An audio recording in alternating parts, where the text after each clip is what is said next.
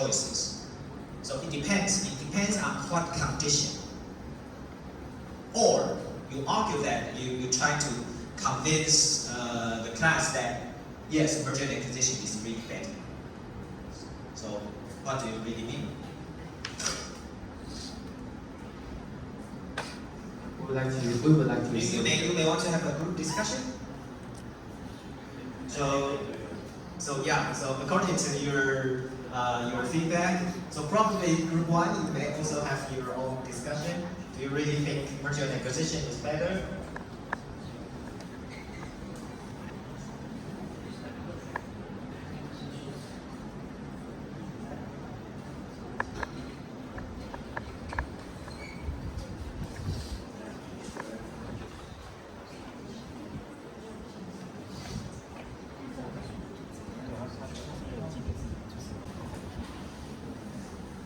So for the question from group 1, we need to discuss for 1, so maybe we will reply on group.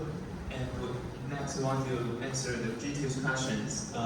Sorry to interrupt. I think we can switch back to your comment for the part about merger and acquisition. There are already the motive or the reasons for you to do merger and acquisition, right? So Brian, what do you say?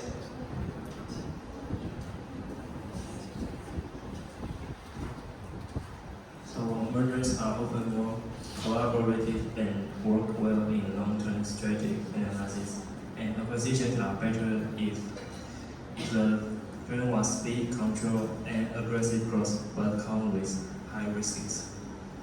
Are you replying? Could you just reply to the question? Let's switch to Mentimeter. Group 1 asks you, do you think mergers or acquisitions is better for long-term business or long-term? What do you mean by long-term business?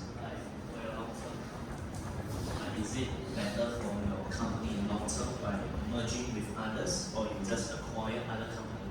So it's like, is it more beneficial for you long term? Which one is more beneficial? Is it merger more beneficial, or acquiring other company is more beneficial long term? Is merger or acquisition better for long-term benefits? Yeah. Right?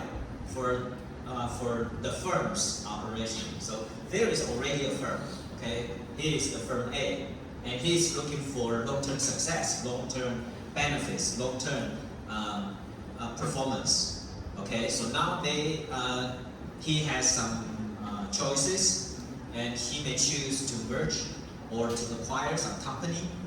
Okay, so is merger and acquisition is better for long-term success? And you have the second question: is merger better or acquisition better? And switch back to your cargo. So what do we mean by merger and what do we mean by acquisition? Merger is a final entity including two separate firms into one legal entity. So after their merger, there is only a new entity, a new firm. Okay, it's a combination of firm A and firm B. So firm A is in a merger with firm B, and together they form a new firm. Let's say firm C. Okay, so probably they may change their name, or sometimes they may not change their name, but they are merger. It's like marriage. We are a merger, right? So we are one entity. But you know what is acquisition? Acquire means there is some major dominant firm who is capable of providing capital, spending money, acquire this company into part of my company. So when I'm the acquiring company and he is my target firm, I acquire him to be part of my company. So my name is firm A and he is firm B. After the acquisition, only firm A stay and firm B has already replenished into only part of my business. That is acquisition. Traditionally, in Taiwan, the marriage is kind of this acquisition. Law acquired Jeremy Wang, and so his name has to be changed to Jeremy Wang Law. So he has to be part of my laws family. But merger is different. So merger are the two separate entities create a new firm. So merger. But the name may not be changed, but sometimes they will change their name into another name, company name. So that is merger and acquisition. Okay. And for all kinds of governance choices, so we have a spectrum spanning from market transaction to the hierarchy of administration. Can you get this idea? So there are a spectrum moving from market to hierarchy. Okay? So the corresponding cost to hierarchy is mainly an administrative cost, while under market mechanism, the major cost would be transaction cost. Okay, so look at the brown color. Okay, and so the brown color indicates the two types of cost when you make a choice on different governance choice, and you have different governance choice. So you always have some motivation. You always have some reasons for you to choose. So why do you need to do the greenfield, or why do you need to do the joint venture, or you just go have a long-term contract with some others instead of making joint venture or merger acquisition?